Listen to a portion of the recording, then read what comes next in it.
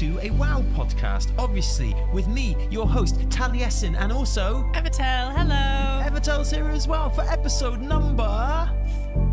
14. It is. It's episode number 14. Welcome. Here we are, fam. Yay! Welcome to the podcast. Hi. Welcome, everyone. Welcome to all of our listeners on podcasting platforms and all of our watchers on YouTube and Twitch live right now. They're here and so are we. And today we're talking about Pandemonium or Mists of Pandaria Redux. And we're talking about 10.2.7 and all of the wonders therein that people have been finding already. Evitel, how was that for an intro? Do you think that'll keep people's attention? I think that was pretty good, and it wasn't broken up by me trying to say anything, so even better. Although you did say Redux instead of Remix. It's only taken 6 years of marriage for you to know your place. Oh, exactly. Wait for me to finish the intro, then you can talk. Then Correct. you can go. Well, sorry, is it Redux? Remix. Remix? It's called WoW Remix. What did I call it? You called it Redux. Well, Which is like a redux, but it's actually a remix, apparently. Yeah. Well, we'll see. Will it be a remix, as in,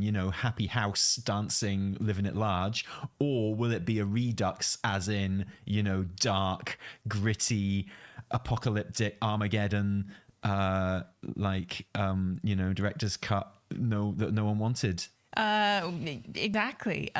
Speaking of Armageddon, what is on your desk, Tally? Loads of things. Didn't you notice? I went out to get a coffee just before this podcast started, and I asked for a coffee down at 90 whatever it is baked. Yeah, whatever the place is. You know what it's called? 90 something baked. It's near our house, and I asked for a coffee, and she made me 2 coffees, and she charged me for 2 coffees, and I was too polite to say no, thank you. So here I am. I got 2 coffees and also because it's also a cake shop, hence 98 bakes or whatever. I got some raspberry and coconut drizzle. Wow, very nice. Yeah, do you want some? No, but Okay. Thank you. Well, you just keep on talking. I will. A bit. The same thing happened to me yesterday. We went out and we got some breakfast, and I didn't really want breakfast, and I already had a coffee, and we went to this little place, and you can get a half, cooked breakfast. So I don't know if for people not familiar with UK breakfast, a cooked breakfast is just like sausage, a disgusting mushroom, a disgusting tomato, really nice baked beans, and a bit of toast, and sometimes some other bits. Oh, you're making me hungry. Yeah, Wait. yeah. I've got a mouthful of cake, and you're making me hungry. Well, it's how it is. So we, I was like, oh, and they offer half a cooked breakfast, which is like 1 sausage, a tiny cup of beans. It's just what you want when you have a bite. But she gave me the full breakfast instead. So I had the same thing as you. I was given too much. Well, did she give you a full breakfast, or did she mishear you like the coffee lady misheard me and gave you 2 half-cooked breakfasts on 1 plate? And was like, I think it's both for that lady, so I'm just going to put them both on the same plate. I think that's probably how she'll want to eat it. Yeah. Well, I didn't mind, mate, because I got some extra bacon. Wow. It was lovely. After you left suspiciously half of your meal, I was able to chow down on that stuff. It was very great. nice. I thoroughly enjoyed it. Very nice. Thank you to all the mishearings. And whenever you order the half-cooked breakfast, all I can think of is that only half of it is cooked. Well, I know, and it's called the half-cooked breakfast. So Like 1 cooked sausage, 1 raw sausage, stuff like that. So maybe I didn't enunciate clearly. It's like one time I went to a cafe and I asked for a latte, and I must have said it weirdly because I came away with no coffee and just a pastel de nata. What? Like the little Portuguese tart. What? Latte, And were you just too polite to say? Well, yeah. Is that it? You were just like, I don't know what to say about this. Yeah, exactly. And it was just so clearly at some point latte became pastel de nata. Look, things get, it was a noisy shop. Well, look, I'm glad that we broached this as a conversation, getting things that we didn't ask for, because it's time to talk about. Oh, what an intro! Mists What a of segue! Pandaria Remix, the patch that nobody asked for. Evitel, nobody asked for this. I know no one asked for it because I've read the Wowhead comments. Yes. Oh well, apparently. Although I'm not gonna lie, I'm really excited about this. Well, of course you are, but what is it though, Evitel? Of course you're excited. You shill. Yeah, naturally. Look at me. I'm wearing my swag. Mythic. That's why I'm angry. It's because instead of fixing Mythic Raid, and by fixing we mean, making it flex, making it 10-man, basically just making it heroic. Instead of that, what have we got instead? We've got a new way of, although not entirely new, because I feel like some people may have suggested this format before. It's weird, isn't it? It's really, yeah. it is interesting. I've heard mutterings of this format since about Shadowlands. I have, right? So the idea is we get Pandaria, Mists of Pandaria, but we can play through it from level 10 to 70, and the entire story will kind of scale, and you'll be able to play it in order to level up a character. You'll go through the whole story, all the dungeons, all of the raids, should you like, and end up with a banging character at level 70. A banging character. A banging character, which will be, you know, once the event is over, because it is time limited, very interestingly. I mean, obviously it's going to end before War Within much to do, comes so much out. to see. But once it ends, your Pandemonium character, your WoW Remix character, is converted to a normal standard retail character, which you can then use. And my understanding is that the only thing you carry over is your transmog set. Yeah, Cool. Okay, so yeah, it's like time walking leveling, Yes. time walking questing, but not as we know it. No. Because the idea is that I mean, there was a lot of speculation, wasn't there, before this release, that it was going to be a kind of Vampire Survivors thing, you know, which is like a horde mode, just destroy millions of enemies that are coming at you, sort of thing. And Pandemonium, time running are titles that it was called before. They seem to have settled on remix, what have you. So it's got all new abilities, all new kind of gear and power-ups, which obviously won't carry over into your main account when your characters go there, because they don't exist in retail. No, WoW. they don't. They're their own thing. And a lot of these abilities and armor sets and things are kind of aimed at making you massively overpowered, making you go very fast. So I think the idea is that this is... Okay, so it's based around, as you'd imagine, a legendary cloak. Very nice. We data mined months ago a legendary trinket, which was a chalice that you would pour files into to permanently increase your stamina and haste and mastery, etc. That's been replaced now in the proper version of this with a legendary cloak that gives you something like 300% leveling. It gives you... XP gain. Sorry, I had some sounds going on in my background there, which distracted me. It's 300% XP buff and loads of stats, and can also be permanently upgraded with threads of time, which seem to be the new version of these files that we were data mining before, which we haven't seen many of, but presumably will just be stats as well. There's loads and loads of trinkets and abilities and gems, because all of the gear that you pick up, it seems from the data mining, has gem slots in it. So then you put these gems in there, and you have new abilities like Hailstorm, which is a big like AoE and just destroys everything, and Cold Front, which is like a cone thing which just blows everything up, and Wildfire, which, you know, acts like it sounds and stuff like that. So the idea is, well, put it this way, Evie, I don't think there's going to be much reading of quest text. No. In the Pandaria remix. It does make it sound, I mean, even in the official announcement, they did say you have almost unlimited power, which does make it sound like it's going to go pretty quickly. But I mean, I personally, I'm going to use this game mode. I'm going to play it. I'm going to use it to level up maybe a shadow priest, maybe a mage, a new every expansion. Yes, I every do. PTR. Sorry, every pre-patch, when we get a new pre-patch event and it's really good for leveling stuff, you're like, this is it. This is time. It's time for the shadow priest, fam. That's Here why we I go. have like 5 shadow priests and mages. All at like level 13. Yeah, no, they're all like level 60. They're all like almost there, but not quite. So, but yeah, of course, I'm gonna do it. And now I've forgotten what I was going to say. Sorry. Never mind. Go back to what you were saying. Wait.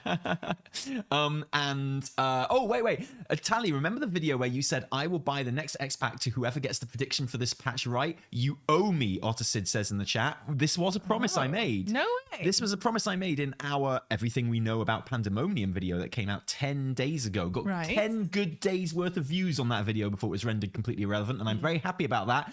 Ottersid, I will look through those comments and I will find yours. And if it is in fact spot on, you will be getting a War Within Deluxe Edition. How about that, eh? I'm a man of my word. Wow. So yeah, but it's not, it's not just the questing that you level through. And every single story quest just about, with the exception, it looks like, of the Rathian legendary quests.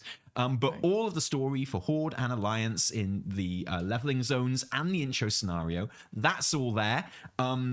5.1, the Throne of Thunder, the Thunder Isles, the Timeless Isles, Orgrimmar, all of that stuff is in there, and which opens as you get a little bit higher in level, which obviously won't take long. Not to mention all of the scenarios, which it makes sense because they're part of the questing, right? Yeah, so all the scenarios are in there as well.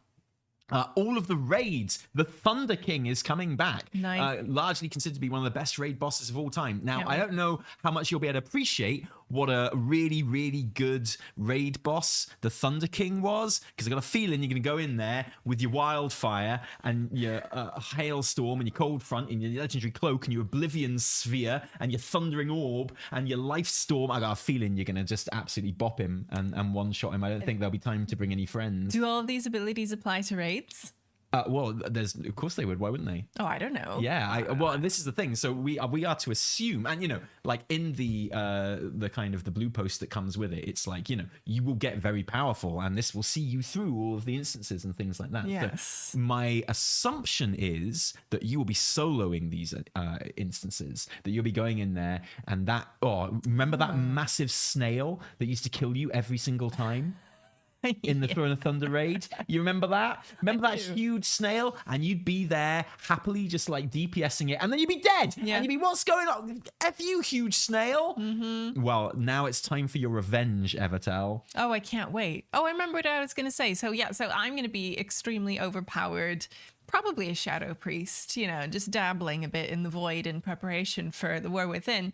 But despite presumably blitzing through everything, I am still really excited to do this, specifically to play through the quests of Mists of Pandaria, which was, 10 years ago now? 12? 12 years ago now? No, 13 with 13 the actual years. quest. Okay, so Mists of Pandaria is our expansion. This is the expansion we played together when we first got together. It's true. Because, not to go over old ground here, not to go over old stories, but I was not playing WoW when we first met. I was done with WoW. I was moving on with my life. My life was getting so much better. I was meeting hot girls like you. I was living my best life. And we got together, and you were still playing in the evenings, weren't you? I was, periodically. I'd be like, hey, new girlfriend, let's get it on. And you're like, no, I got to hunt a rare pet, etc., etc. Which is why you have so many rare pets.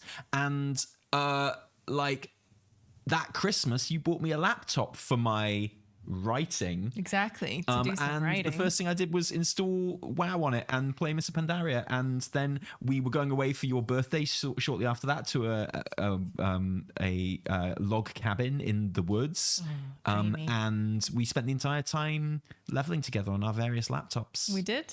Yeah. And ordering pizza. I never looked back. That was my first LFR experience. That's when I met the snail, damn snail.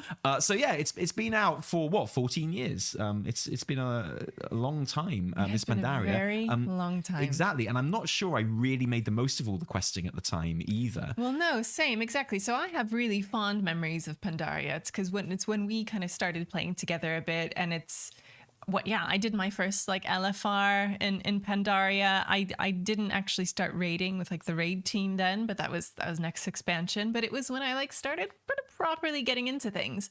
But it's so long ago that my memory of the actual quests in the story is extremely patchy. I remember kind of some of the opening stuff. I remember Siege of Orgrimmar, and I remember bits about the Shah here and there. And that's it. But I'm really excited to go through and play it in more detail and refresh my memory, because who knows, maybe the things that happen in Pandaria might be relevant to what happens in the War Within. So I guess by you saying this, are you saying that you're going to ignore the blatant speed running element of this? No, I'm going to enjoy the speed running. We're just going to read really, really fast? Yeah, I'm also a speed reader. I mean, you so are a it's gonna very be fun. fast reader, but there's speed reading and there's speed reading, right? Yeah, and I'm not gonna be. This isn't gonna be like Plunderstorm. I'm not gonna be like running around hitting everyone, just like clicking and being in a panic. I'm Hey, gonna you take my came time. second. You came third in Plunderstorm the other day. It was very exciting. I You haven't- called me over to I've watch. gotten second a couple of times, and I called you over because I was doing bush mode. Yeah. and I was like just off Chat. center, and You I should had to have like seen move it. a You little should bit. have seen it. She was there. She was a bush. She was like giggling to herself. She was Yeah, like, "I'm a bush. so I'm funny. a bush." And there was only about 6 people left in the game, and the storm was coming in. There were like 2 other people left. Well, the storm was coming in. No, at this point there were like 6 other people. Yeah. And the storm was coming in, and you were fretting because you were like, "Oh no, the storm's coming in, and I'm not dead center. The storm's gonna get me. What do I do?" And I go, "Well, just move when no one's looking." And it turned out Evitel did not know that you could move as the bush. know. And that was a moment, and she was happy enough already, but you should have seen her little face when she realized that the bush could like stand up and move a little bit. Very discreet, yeah. Yep. I mean, I still lost because it was a level 5 versus a level 10. It was so, a level 5 versus 2 level 10s, and you were appalled when they both turned around and started fighting you. I know. I was like, come on. Just let the little guy win. Actually, that's probably payback for like I was playing a game and we were in the lobby and someone was like, "Please let me win," and everyone's like, "Haha, okay, sure," and other people were like, "Yeah, definitely," and I didn't type anything, but then as I landed right next to the person who said, "Please let me win," and I killed them.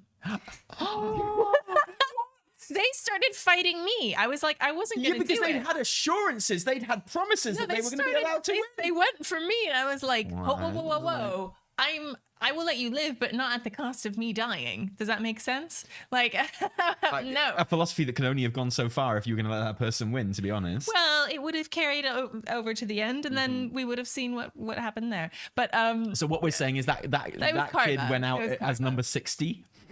Yeah. They were like, "Please let me win." And everyone's like, "Yeah, sure." And literally the first name that came up I don't on know if everyone's feed was that name. Wow. I have not managed to win Plunderstorm. No, I hit level 40 renown. I did not win a single game, and I haven't played since, so it's never going to happen. But anyway, we're not. This is the PvE version, and is it though? Is this? Plunderstorm for PvEers. Right, Is this something that nobody asked for? Is this even WoW? Because it's going to happen on a different server, just like Plunderstorm. That's the thing, right? It is. So you're not going to be able to kind of take any existing characters now into it. You're going to have to create fresh characters. Is that a problem? Not for me personally, because I'm not a huge alt runner leveler. So this is an opportunity for me to actually level alt in a fun and different way. So this works for me. I did hear someone say like, "Look, I've got 50 alts. I've done this already. I don't want to do it again, even if it means that I can play through cool game mode." Fine, but that you are getting you're getting new games, character slots specifically for these. So yeah, so it is separate. Fine. I think at first glance I can understand worry because we have a separate game mode and it's Plunderstorm, right? And people have their feelings about that one way or another. I think it's fine. To me, it feels like they're testing. Which they've come out and said openly that they are trying new things. Team 2, they're testing a new kind of game mode and a new format that I imagine maybe if it's a hit, they might carry into the future in some way. Like maybe before every expansion, there's going to be a remix of a previous expansion. I don't know. Maybe they're trying that. Maybe it'll pop up at different points. But personally, no, I don't see this as a problem. I'm excited by it. Was I expecting it? No. Was I asking for it? No. But I like it. And it is, in a way, related to what we've been asking for, which is, can we have a kind of cohesive leveling experience throughout one whole expansion? And that's what we're going to get. And we're going to see how it works. Yeah, the whole leveling thing is interesting. It's like, for me, the idea that you come out of it at the end with a leveled character is kind of unimportant. Like, that's kind of something I don't care about. You know, I've got every character I need leveled up all the time anyway. My leveling days are kind of, except for every new expansion, are behind me. So if I had, you know, maybe some, like, it's just, you know, that's cool that they're doing that. It's cool that your characters from Panda Remix become characters on your main account. I think that's fantastic. But it's not the appeal of it at all to me. The appeal of it is a new way to play for a little bit, and it being a new event, and playing with new abilities and new armor sets in a kind of contained environment, so it's not like affecting the rest of the game. And I've heard this described as Season of Discovery for retail. I think that's exactly what it is. You know, we've talked about Season of Discovery a lot on stream and in our videos and stuff, because, you know, when people are kind of not as into Season 3, and there's a reason for that, which I think is really interesting, which does link to this as well. But when we talked on stream, like, how can we recreate the magic of Season of Discovery? Like, what is it that's so magical about Season of Discovery, and kind of classic in general, really, that keeps people coming back to it and stuff? And, you know, it's hugely popular. Like, how do you capture that in retail? What's the retail version of that? And the fact is, there's no way that you can capture the magic of Season of Discovery without an acceptance from the player base that, you know, when new seasons or events happen, there's an expectation that you're going to level a new character. Because that's the whole thing with Season of Discovery, right? You're not going into Season of Discovery with your max level classic character. Right. You have to start a new character to begin there, because the journey and the leveling is the game, and is the fun, and is the event. And, you know, so like the magic from Season of Discovery is all the changes that are in there, like, you know, Warlock tanks, and the changes in quests, and changes in raids and what have you. But the whole point of it is that you're starting a new character and you're leveling up again to see those things and to experience those things. It's not designed for max level play. And I've always said, you know, we can't recreate that in retail unless we are willing to accept that, you know, when a new event comes along like this, something like this, that we have to be willing to start new characters for it, which isn't so... It's not ingrained into retail players in the same way that it's ingrained into classic players. Classic players, they come from, a lot of the time, you know, so your first memories of vanilla, everyone leveled, right? That's everyone's experience of vanilla, was leveling from scratch. You know, no one started vanilla with a max level character, right? So, you know, there's that. And also, don't forget that a lot of the classic community comes from the private server community. And in the private server community, leveling again was such a major part of it, because you join a private server, you'd level up a character, and that private server might be gone again like the next month, and you'd have to go to a different classic server, and you'd level up all over again. It's one of the reasons, you know, my prediction that Molten Core would go down in like less than 2 weeks, which was widely mocked and reviled by my own chat at the time during classic PTR, proved out to be absolutely right, because it's like I knew the classic community, I knew the private server community, I knew that those guys knew leveling inside out, because they'd done it literally hundreds and hundreds of times. And so that whole gameplay loop of classic has always been, since the private server days, very much like starting new characters, leveling them up, going through and like making note of the things that are happening around. It's like, oh, is this quest working? Is this quest working? And Season of Discovery plays on that so well. It's one of the reasons Season of Discovery is so clever. It like almost recaptures those private server days. You know, it's like, here's our vanilla server, but there's a lot wrong about it, and there's a lot different about it. See if you can find out what's different. You know, and that's really cool. And we're not so used to that in retail, because we've had these characters that we've been playing for 20 years, and we like to be able to do everything on those characters. But we can't ever recapture the magic of something like Season of Discovery unless we accept that, you know, we might have to get a bit Diablo 3 seasons on this stuff, and be like, yeah, when there is a new event with weird different stuff happening, we might have to start a new character to level through it, and that's the experience, that's the game. And this is definitely a first step on that, and that's super interesting. I think, I hope it works, I hope it's really interesting, and I hope it is different enough and moment to moment enough to keep people really excited. We still have a lot of questions, like, will there be group play in this? Like, will you be expected to go into these dungeons and raids and stuff in groups? So I feel like there's going to be a number of people who will want to just go in and destroy Siege of Orgrimmar with all of their gear and their orbs and their gems and stuff, and come out the other side like a god, which I think is what's going to happen. Do you think so? Do you think it's going to be so extremely overpowered? Yes. Like, really? Yeah. Okay, because I don't think people will be putting raid groups together to go into Siege of Orgrimmar. Right. However, I would expect maybe some of that to pop up in retail time walking, right? Like in traditional time walking. I wouldn't be surprised if they have like all of the Mists of Pandaria raids in Mists of Pandaria time walking, while 2.7 is out, sort of thing. If that makes sense. So people will get the chance to do that, but just not in this particular event.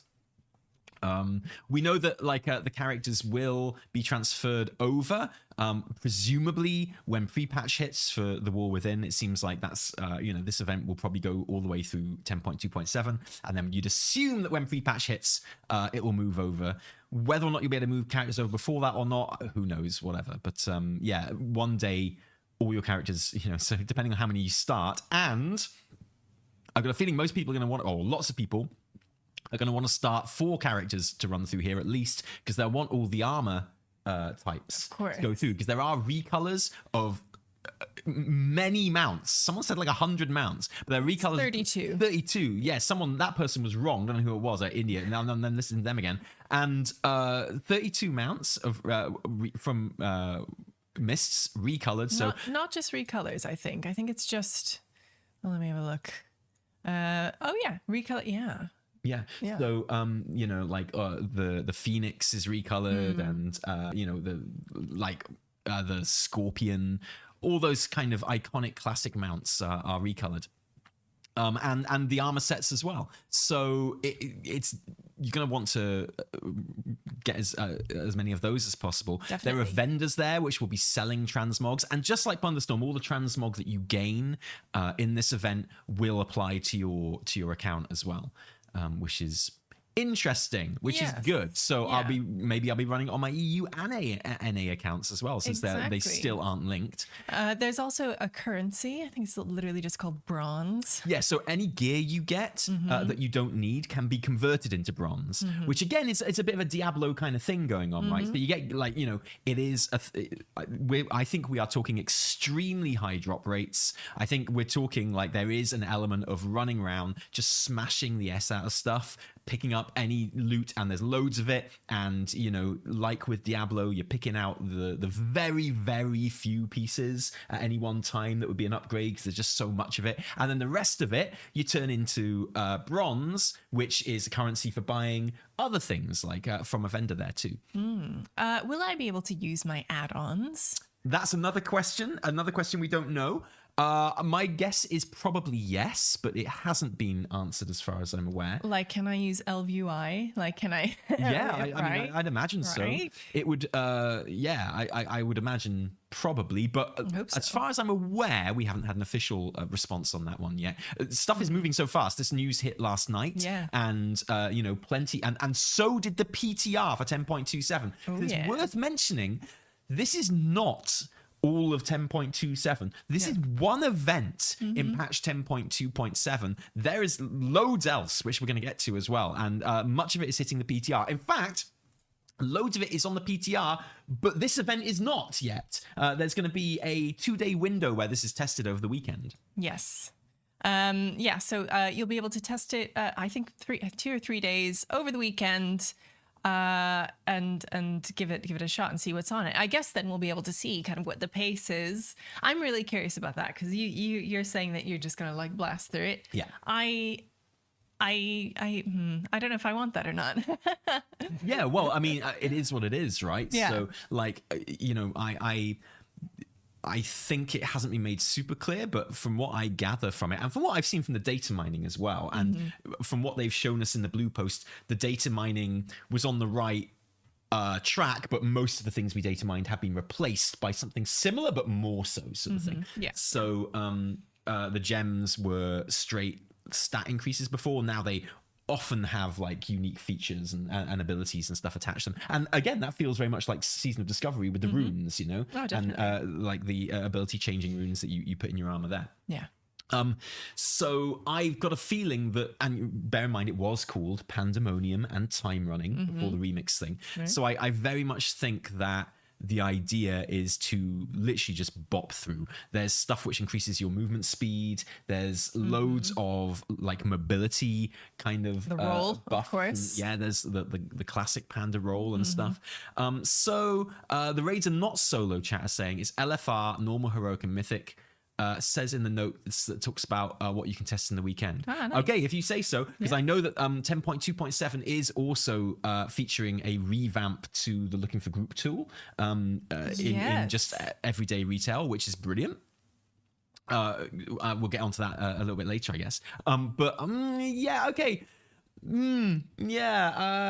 We'll see. We'll see about that. Do we think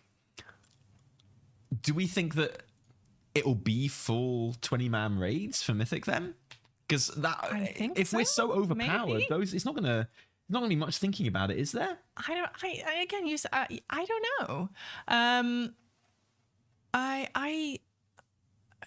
I actually don't know. So yeah, because I don't think it's gonna be quite as fast as you say it is. I think it's gonna be like have a quick rhythm to it, but not like obliterating everything. Maybe. Yeah. I don't know. Okay, Holly Longdale has said that there will be some content requiring groups, which is good. Okay. I think that's great. I think that's actually really good. I want to be making groups to go into the instances and stuff. Definitely. I don't want it to be like, well, to be frank, I don't want it to be like when I go and farm old raids now. You know, when I just go in there and I'm just pressing like all my instant cast abilities, destroying everything, running from boss to boss, like hopefully farming my shoulders, right? Can I get the shoulders? Do the shoulders drop from Siege of Orgrimmar? This is the most important question. Can I farm the Tusks of Manaroth? Yeah, the Tusks of Manaroth from Siege of Orgrimmar. This is an important question. I think you will be able to. Will they be some bullshit recolors of it? Will it be a recolor? I hope it is a recolor of the Tuskus Manaroth. I hope it is. You want a recolor? Yeah, because I want to get two sets of. I want to get both. I want to get both. Because you definitely will get both. Yeah, exactly. Not neither. So yeah, like okay, well that's great. Well, I'm excited for that to be a group event then. That'll be really, really cool, because my first raiding experience was like finding websites that were putting together flex groups for Siege of Orgrimmar. Yeah. Like beyond LFR, when I was done with LFR and I'd seen all the YouTube guides of how to do top healing and damage as a discipline priest in LFR Siege of Orgrimmar. The guides worked. I did. It was brilliant. And then I went and absolutely humiliated myself in normal flex raids. It was it's quite intense. But that was my first experience of that. So it'd be lovely to go back and do it all again. Yeah. But I just hope that whatever kind of huge mobility and power increases that you get throughout the event, I hope they do apply in Siege of Orgrimmar. If anything, just to like reduce the running in that oh my god raid. There are 106 bosses in that raid, and each one is like a mile away from the other one. I think it's insane. I think that was probably their starting point. They were like, look, let's we want people to be able to play Siege of Orgrimmar again. How do we do this? Okay, you need to be able to cross great distances very, very quickly. Okay, let's apply this to the entire expansion. Yeah. Right? Yeah, like, exactly. I think that was the seed where they saw that raid and they were like, right, we need to let Tally farm the Tusks of Manaroth just a little faster. Yeah. Hey, so will we have, what about our guilds? Will I be able to like chat with our guilds while I do this, or are we just going to No, be, like, voice comms are disabled. No, there's no talking to anyone. It's like a quiet place. You just have to put on the headset. When you put something over your fucking eyes. Oh, the mask? Fucking The blindfold? Blindfold! God. That's... Wow. Yeah. You put on the blindfold, you get in the bath, you shut the fuck up. Yeah. Sorry, my brain just wouldn't what register was what that word was. But yeah. Never play charades with Tally. Yeah, excuse me. What was that game we played at your brother's house at Christmas? Poetry for like Neanderthals. Poetry for like Neanderthals. It's a word game, right? It's Something a word like game. that. And Evie's brother was like, "Oh, guys, we've got this amazing game that we've got to play when the kids are in bed tonight." Yeah. And it became apparent that it was a word game, and a vocabulary game and a describing of word games, and it was like no one said anything, but me and Evie were on the same team, and we were like, it's very, very important that we win this game. Yeah, it's as like the creatives on this table, like it's so important that we win this game. Yeah, so it's called Poetry for Neanderthals, and it is you use one syllable words to try and get the other person to guess what your phrase is. Yeah, you get a word on a card, a phrase on a card, and you have to describe it with words of one syllable. Yeah, with no repetition, no like names, no. Yeah, so if I and there more rules to that, but yeah, it's like if I wanted to explain WoW Remix Pandemonium to Talia, it would be like, go fast in WoW Panda time. No, Panda. Oh, see, I lost. And then I would hit you with a foam. You have a foam stick. And everyone would go, Tally, why are you doing that? That's not part of the game. Yeah. Like, we need to win this. You get hit with a foam stick and then you lose. But yeah, like. Yeah. So exactly, like no CI hat. Yeah, exactly. Yeah. That would have helped. That would have actually, I would have get strong, fast, big, old WoW time. Right, it's a great game. It's yeah, like one syllable words. It's really good, and it makes you realize how many words. Demeter miss time. Well done. Yeah. It just makes you realize how many words have more than one syllable. It kind of sucks.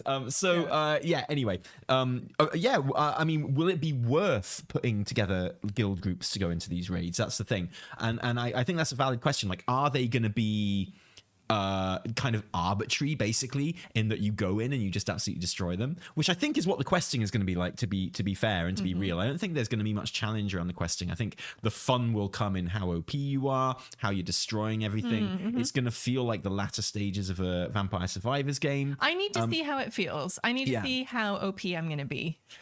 No, it's true. And because then how does that translate into the instance content if they do expect us to put raid groups together in this? Right. Is it going to be worth doing a raid night with your guild, or is that a bit of a joke? Is that a bit silly? There's no point. You literally just need warm bodies in there, and then you all press a couple of buttons and it's over, sort of thing. I think there will be people that will be disappointed either way.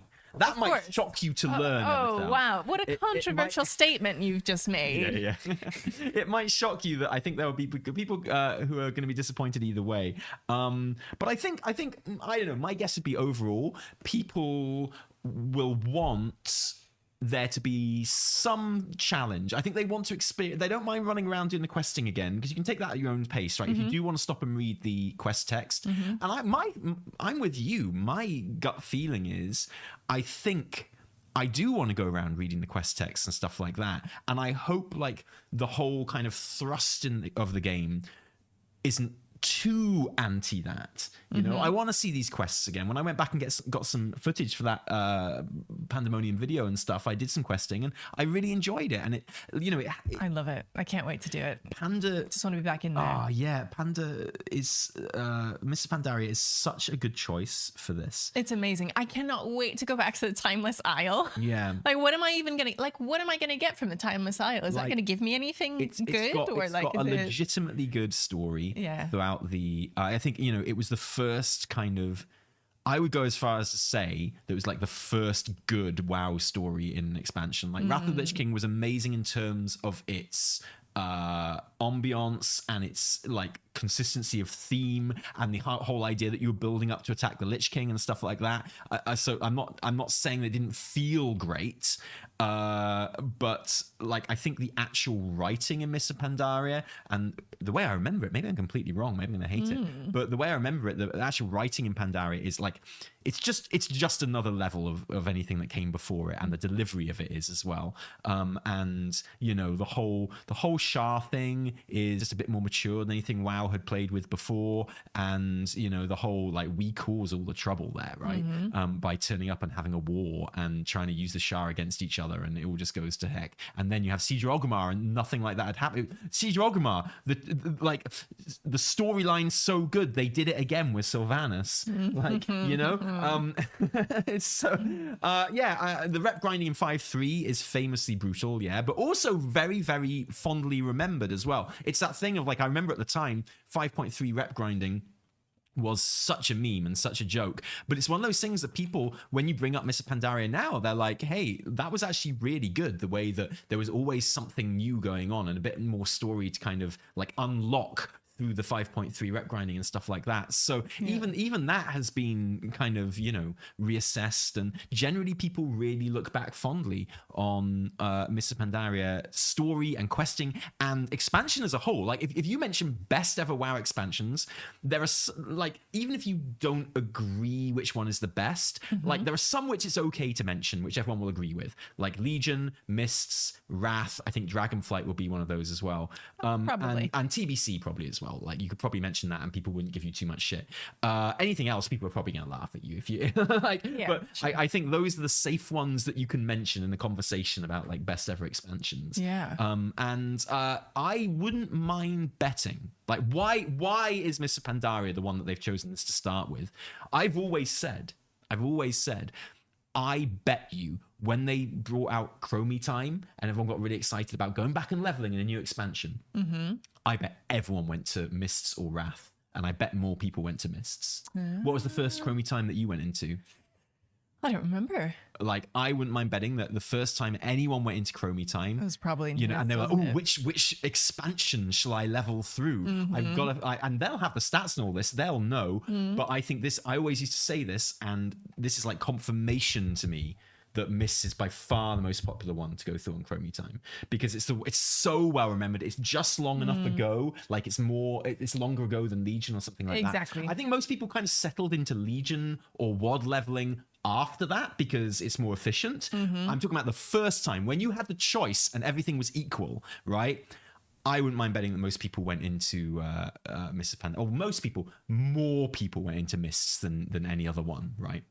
Yeah, that's my bet. Now I would imagine most people go through Legion or WoD, but Legion if you know what you're doing. But I'm pretty sure it was Mists back then. I would say this probably backs up my theory, because they would have looked at the stats and gone, people love that Mist leveling, man. People want to experience that stuff, and I think they're right. I think out of any of the expansions they could have chosen to do this with, this is the one that would have got people the most excited. We haven't had a classic Mists yet, so you know, like if you did this for Wrath or something, people would be like, well, we just had Wrath Classic, right? If you did this for Legion or something, then it's still a bit too fresh, right? You know, it's like Mists is that perfect like sweet spot of old enough to be really old at this point, really well remembered, hasn't had a classic version yet. Banging soundtrack.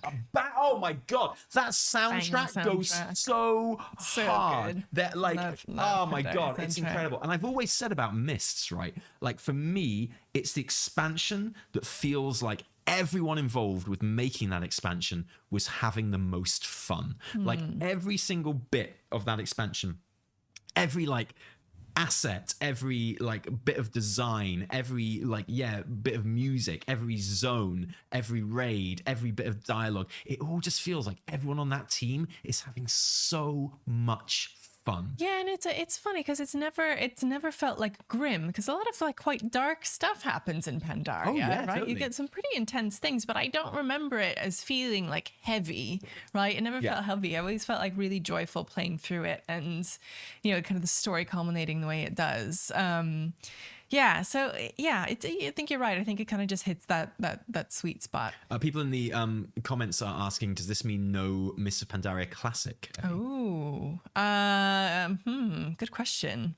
I don't for know. me, absolutely not. And no, for me, there will absolutely be a Mists Classic. Okay, that's what you. Okay, Yeah. And I think for the evidence of that, all you need to do is look at the roadmap for Cataclysm Classic, because if you think Mists of Pandaria Remix is a speed run, oh, you right. haven't seen anything. Cata Classic Oh my is God. the speed run of all speed runs. Yeah. Like, they are like that. 'Cause we It's talked about releasing this a so lot. fast, isn't it? Exactly. We talked about this a lot as well. We were like, look, if I was Blizz, and they were like, will they carry on with new classics? Will we go on to Cata Classic? Because if you go on to Cata Classic, you're doing all of them, right? It's like, if you don't go on to Cata Classic, you're keeping it just the pre-Cata Classic world, and you're going to loop that forever. But if you go onto Cata, like, you're going to do all of them. Like, Oh, yeah. now that we've got a Cata Classic, we will have a Legion Classic. Like, it will get to that. We will probably have a BFA Classic. God. Like, that will happen. And Okay. there'll always be 14 years after the original, So, or maybe but I was always like, if I was Blizz, I'd be sitting there going, if only we didn't have to do Cata Classic, because people are going to be pretty meh about that, but people will go wild for Panda Classic. Like, that's the next one people are excited about, right? So, and I used to say, if I was in Blizz HQ, I'd be like, can we get away with just skipping Cata? Can we get away with just going straight to Mists of Pandaria? And it feels like they've chosen a bit of a middle ground where they go, we're not going to skip Classic, we're not going to skip Cata, but we kind of are. Yeah, you're gonna do gonna it sprint very through it. fast. It's gonna happen, but very, very quickly. So yeah, I guess it makes sense with the Panda remix coming out, where of course it's gonna have to be really different with all these different like OP modes and like gem slots and abilities, because you have to keep it different enough from when Classic drops, right? Yeah, well, exactly. And that's the thing, right? So, this isn't Classic. This isn't kind of with the talent trees and the abilities and the style of play from Mists of Pandaria. This is very much a retail game mode, which is why I think it's good to call it Season of Discovery for retail, because it really is. Like, your abilities are retail abilities. You are creating a Shadow Priest from now, and it's going to play like a Shadow Priest from now, apart from all of these bonus abilities and things like that. So no, it's very much like modern WoW. You're just like running through this old content. And by the way, thank you for everyone that is super chatting in our YouTube audience throughout this. Don't forget that we will come and address all questions delivered via super chat at the end of the show, and have a little Q&A with any super chats we've got. So thank you for the ones that are already there, and if you're thinking about it, wow, why not? But does this open the way, Evie, Yes. for this to happen with other expansions? Like, we were just talking about how Mists of Pandaria is a real sweet spot for this. Do you think the plan is, if it's a success, to expand it to other events for other expansions? Yeah, I can see that. I see this totally as a test for like using this as a future game mode. Definitely. And maybe it's like before a new expansion, you want to play through like a relevant previous expansion, as like maybe a bit of a hint of what's to come and what's, what past story beats are important. Maybe, but yeah, I can totally see it as a testing ground for that. Yeah. So I mean, we're talking about how much focus there is going to be on the actual story of the expansion. And I still don't think there's going to be much, but assuming that it does encourage you to kind of really experience the story, and read the quest text and enjoy it, and it facilitates that if that's what you want to do. Yeah, I think, do you know what, one of the expansions that I would be most excited to see with this style? Which one? BFA. Oh, BFA is amazing. Like, I know That's everyone's why. going to say Legion, and Legion as well. Legion's going to be fantastic. But like, yeah. I feel like BFA's story, if you could experience it and consume it as a whole, I think we would reassess that story. I think that one of the major, not the only problem, but one of the major problems with BFA's story honestly, was something that happened in Shadowlands as well, and that recent Dragonflight has taken measures to address. But BFA suffered more than any other expansion I can think of cliffhanger fatigue.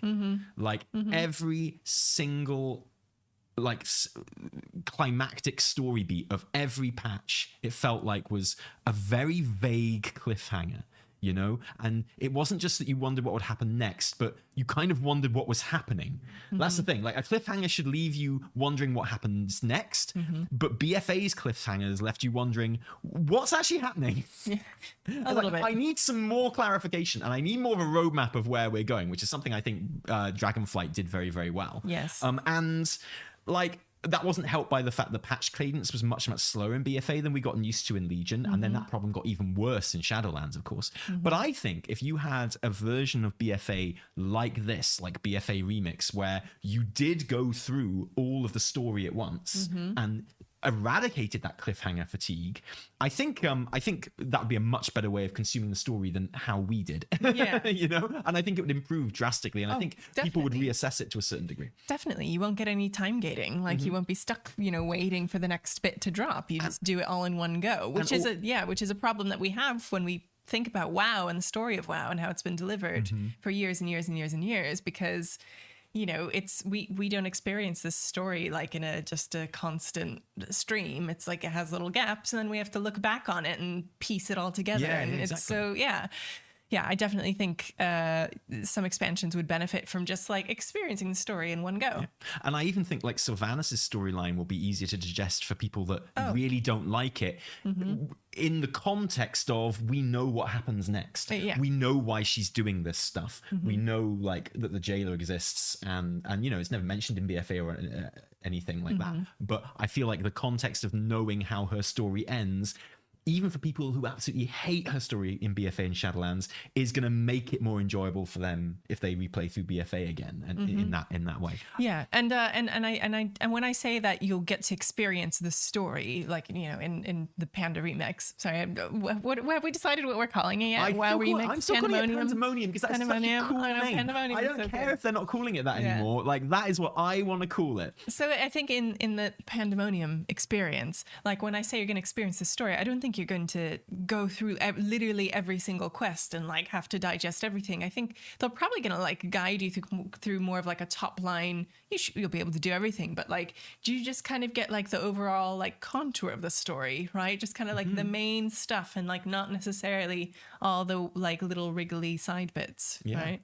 And like some very fresh in the mind Yashiraj stuff. Yes. Just in case that's important. Just in case. I don't know. It could be, couldn't it? I mean, you never know, but maybe. Okay, I want to talk about how this links into retail and the war within as well, like with that in mind. Yes. But one more question on like the format of this.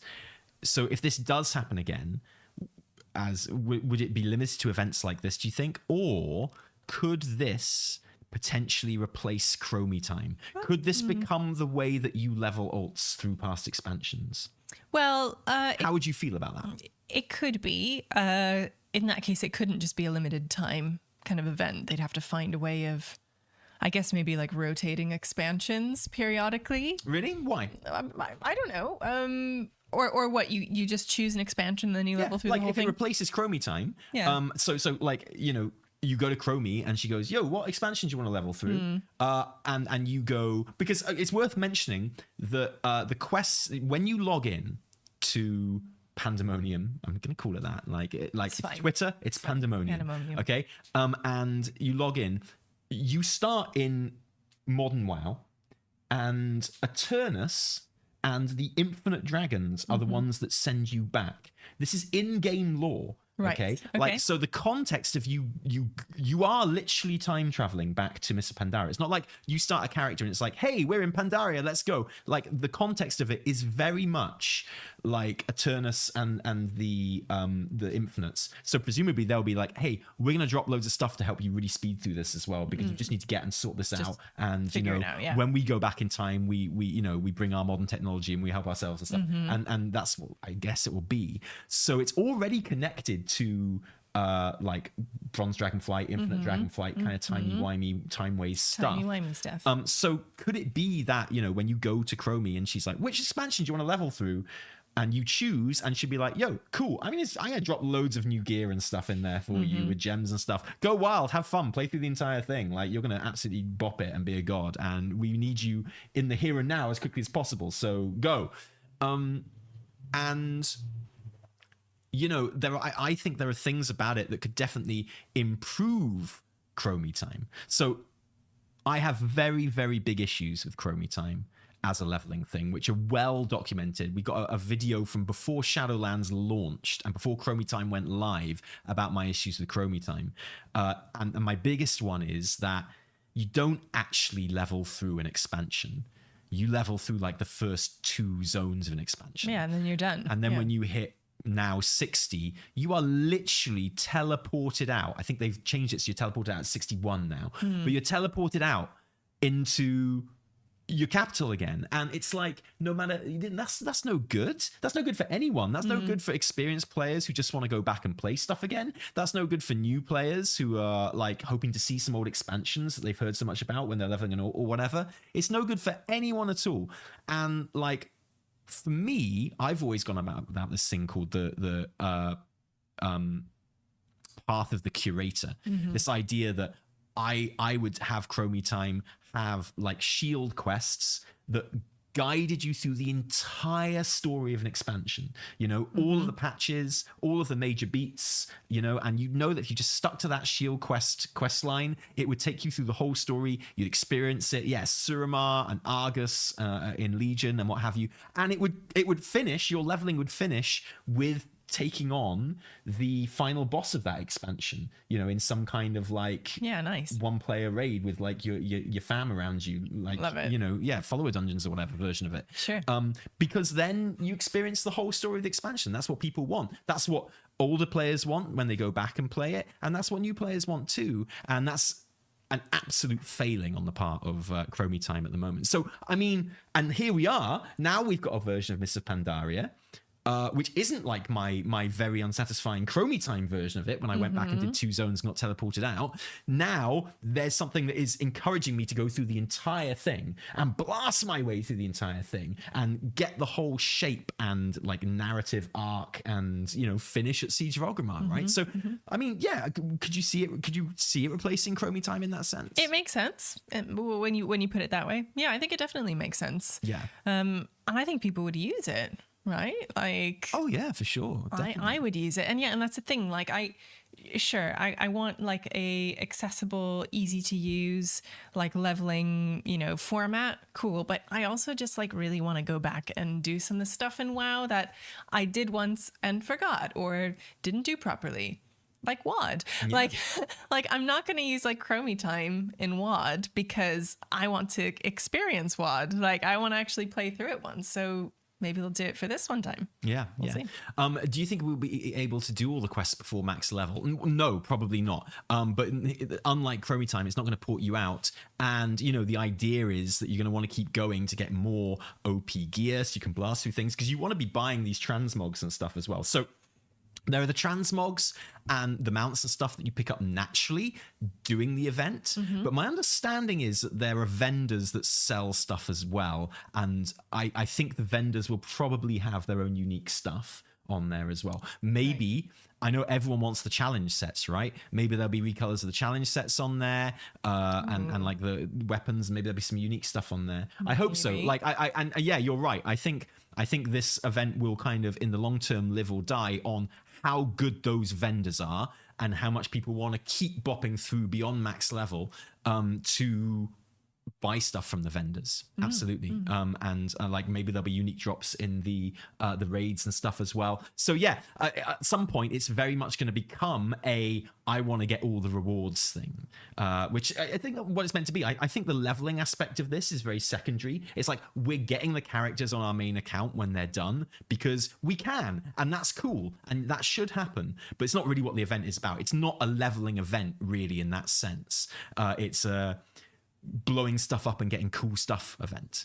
more than that, I think. I think you're probably right. I didn't read it that way at first, but I think you are probably right with that. Yeah, the chicken backpack. Heck yeah, there's some ridiculous stuff. That Okay, so we are finding lots and lots of stuff in the data on the PTR, and it's almost hard to know like what is to do with Pandemonium and what is just like Grum. So there are transmog changes coming for the War Within, but they will not be in place when the Pandemonium event is on. Those changes, as far as we know, are coming in the pre-patch for the War Within, which this event will be over by the time the pre-patch for War Within launches. So if currently, unless they change it and bring this particular change in early, which they might, they've done stuff like that before, but currently, you would need to collect all of the transmog separately. Unless it's like pure cosmetic transmog and it's not attached to armor type, then it looks like you're gonna have to be running 4 characters through it at the moment. But that's just speculation. That's not being confirmed or anything like that. That's just like educated guesswork at this stage. But so Tally, when can I play Pandemonium? Well, 10.2.7, whenever that is. And you know what's coming? You know what's coming before 10.2.7? The alpha. The alpha. Season 4, we got season 4 to come, we've got the War Within alpha to come as well, and then 10.2.7 is hitting as well. Cataclysm Classic is coming in about 5 minutes as well. It'll be over in 10 minutes. And so like it's just jam packed for WoW goodness right now. It's absolutely insane. Is it going to come out like literally right when 10.2.7 comes out? What? I mean, Pandemonium, is it going to come out like just right away? As soon as the patch launches. Yeah. Interesting. But it is not, it's worth noting, it is not the only thing in 10.2.7, because this is one of the things that kind of caused dismay and consternation about Plunderstorm, right? It was like, if you really, really, really don't like PvP and you're like, you object to it in every way, and you just don't want anything to do with it, ain't much here in 10.2.6 for you, frankly. Like, there really was a sense, and an understandable sense, honestly, of people who was like, that is just not for me. This patch is not for me. I am not getting content in this WoW update, right? That is not the case in 10.2.7. If Pandemonium does not appeal to you, there is a whole lot more coming as well. Don't forget the patch is called Dark Heart. What does that mean, Tally? Well, Dark Heart is the Dark Heart quests, of course. The Dark Heart is the purple Heart of Azeroth type thing that we saw Iridicron and the other Primal Incarnates recover from its safe place in the Forbidden Reach. And we then saw it empowered at the end of the Dawn of the Aspects mega dungeon with the essence of Galacrond. And the last time we saw it, Iridicron was looking at it really happy and being all like hoo hoo hoo hoo as he passed into a big void portal and joined who we now know is Xal'atath on the other side of it. Now we know Xal'atath the last time we actually saw it was in the trailer for the War Within, because now Xal'atath has it. Xal'atath is doing all her stuff in the War Within with the Dark Heart. The Dark Heart, of course, is also in Pandaria, and what have you. So it's not unreasonable to think that there might be a link there as well. Yeah, seems like it. Yeah. So we've got these quests, and we know that Xal'atath herself, waifu, mother, will be appearing in these quests, because one of the many, many bits of data mining that has come out so far since this hit the PTR last night is finally, and I was looking forward to this moment. I know you are. I've been waiting for this moment for so long. The first thing I said when we saw the trailer to the War Within, the second thing I said, because the first thing I said was like, think how good next BlizzCon is going to be with all the Xal'atath cosplays. I know. I need to get on that. I cannot wait. That's gonna. Oh my god! I might get to BlizzCon like a week early next year or this year, just so I can really, really enjoy that. And the second thing I said was, can you one day in the near future, we're gonna data mine the Xal'atath model, and I was like, I just cannot wait until that day. And actually, I've got the Wowhead page up here, but I think that Ellie, our favorite data miner on Twitch, has actually got a much higher res version of it. So I'm just going to bring that up for the people that are watching live. That did I say Twitch? I meant Twitter. You did, yeah. The data mining community has obviously been like all systems go. Oh yeah, and it was very much like find the Xal'atath model. It was a race to the Xal'atath model. There've been loads of other things as well, but it was shoving through all of like the data. Be like, where is she? Where are her feet? Yeah. Show me her feet. That's what I need to see. And here she is. And for those that haven't seen her, I mean, she looks exactly like she does in the trailer, but an in-game model sort of thing. I think the model has probably existed since before the trailers for The War Within were made, because it felt very much like they were using the existing model to create their kind of like character models in that. So here it is. And what do you have to say about her? Oh, she's just perfect. She's great. Like, look at I love like the kind of asymmetry and like her like armor and gloves and little menacing orbs and the orbs are animated really nicely as well. They're good like little void portals. You got the cool star effect on her kind of drape that's hanging off her shoulders. Lots of really nice little details about this. Her eyes are eclipses. If you look at the irises of her eyes, they are like a dark eclipse, just like in the trailer, right? Yeah, exactly. In that. Do you think we'll get that eye like appearance, like be able to give our characters those eyes? Oh God, I hope so. It'd be amazing. They're so cool. Her belt is like a void hourglass, but also like two Xal'ataths stuck to each other. Oh yes, there it is. They're the two Blade Black Empires, I should say, stuck together. Two blades. She's just a beautiful, wonderful, perfect being, really. And her. One of the things I really like, we're seeing her bottom half for the first time, right? Got a toe ring.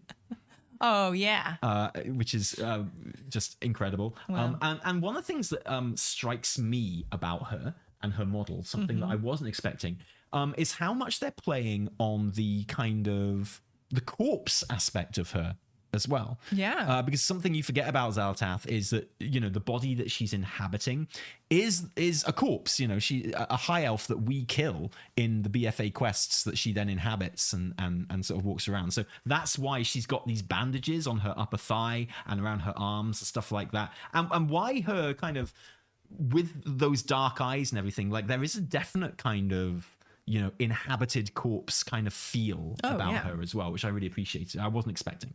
Yeah, absolutely.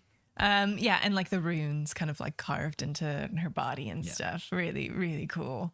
And it's just like, I know that we bang on about Xal'atath, and I know there is a little bit of memeage about it. Of course. But it comes from a real place as well, because Xal'atath is, you know, a baddie that, I mean, she has been in the game since Legion, so she's had a lot of build-up at this stage. You know, we do interact with her a lot in BFA as well. And so as far as, like, baddies in WoW goes, she's, you know, one of the longest serving that we haven't yet encountered or killed or anything like that. She's got a genuine history and build up in the game, which is really interesting. She's got like genuine kind of links to the old gods and to the void and stuff like that, which is very important. And yet she still has this massive potential, and they can kind of do anything that they want with her because she's not in any box right now. They could still basically make her whatever they want. You know, there's no like kind of old Warcraft 3 lore that they have to be kind of beholden to or anything like that. So she's simultaneously someone that has a lot of history in the game at this point, but also just like unlimited potential, and is very, very cool as well. And if you get annoyed with how into it the player base get with her, I don't know. You can count me as one of those people that are really, really into Xal'atath as a character and as a baddie and as a potential kind of antagonist. I hope for the whole world Soul Saga. Now, here's what I don't want to see. Obviously, I don't want to see her turned into like a Gul'dan figure. I don't want her to be killed in the first raid. Oh, she's not. She can't. She Can you can't promise die. me that, Evitel? Can you promise me that she won't be killed in the first raid? Because that would be very unfortunate. That would be unfortunate if I had to stand guard outside the raid entrance, killing people so they couldn't go in. Everyone, yeah. No, I think it would be a baddie, such a which means waste. we are going to kill her, right? Maybe, but it would be. Who knows? Maybe we'll team up with her. Well, okay. So here's the thing, right? I am still on my main. I am still wearing my N'Zoth eye. Is he still talking to you? Yeah, yeah. If you go into zones where he appears on your head, and like particularly when you enter zones that have Naga or Old God links to them, yeah, he will whisper to you. He whispers to you when you log in. He whispers to you when you go over the border into zones that have like kind of Old God links on them. Nice. So if you go to the Claxi, the Dread Wastes in Pandaria, he goes nuts. He doesn't shut up if you go into the Dread Wastes. He's all like, wait, what happens if you hold the blade and wear the hat? well, I mean, that's literally every day of my life. I mean, but like, do they have a little chat? No, they don't. And the thing is, right, as a shadow priest, when I'm in void form, I am supposed to be able to understand the void language. And I have tried literally hitting void form. Yeah. And I did this back in BFA, hitting void form and then crossing the border so that the because when you're in void form, you understand Old God talk. Yeah. Like it literally kind of it comes up and when you've got the eye on, you understand Old God talk. Right. So when someone is in void form and they're talking Old God, you actually understand what they're saying. And when you're in Ny'alotha, you can understand everything that all the faceless ones and stuff were saying. But I tried it and I was like, okay, well, in that case, can I have the eye on and can I cross the border and understand what the whisper is saying? But you can't, unfortunately, which is a shame. But don't forget, we did data mine all of that in the build up to BFA. We data mined loads of like placeholder Old God text, and it was all in Old Welsh. Oh, was it? Yeah. There was a dev who we have since met, or certainly we communicated over Twitter when they left the company a little while ago, and it turned out it was them that had put all that placeholder text in Welsh just because they were learning Welsh at the time. They quite liked it. Nice. Yeah, I'm learning Welsh too. And it's good that we spotted that. We are the people that spotted it. So I still wear my eye. I'm still loyal to the old gods, and in particular as a shadow priest as well, like super loyal to Xal'atath.